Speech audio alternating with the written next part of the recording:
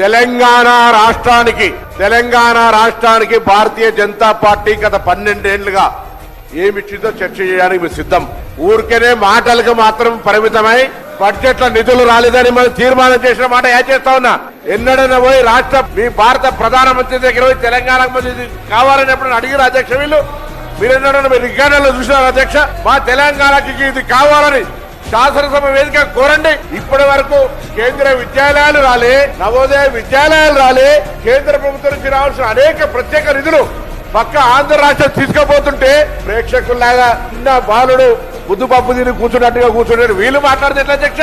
కండువలు వేసుకోగానే రాముడు గారు గాంధీ గారు స్వతంత్రోద్యమం 30 ఏళ్లు చేస్తే ఆంగ్లేయులు ఒక్క దెబ్బ కొట్టలేదు అధ్యక్ష. అధికారం వచ్చినాక ఎంతసేపట్ల వీళ్ళు తుపాకీ పెట్టి కాల్చేసిన అధ్యక్ష, ఎంత తుపాకీ పెట్టి కాల్చేసిన అధ్యక్ష.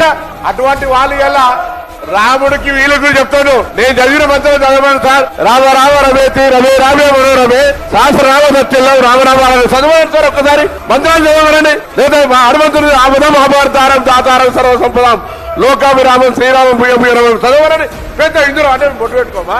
బీజేపీ ఉంటే హిందువులా? ఇది చాలా పెద్ద అబద్ధమైనటువంటి ప్రచారం అధ్యక్ష. ఎంతసేపు మేమే దేశము సింగిల్ ఏంటి అధ్యక్ష? ఇది తెలంగాణకు తెచ్చి మాట్లాడరు లేకపోతే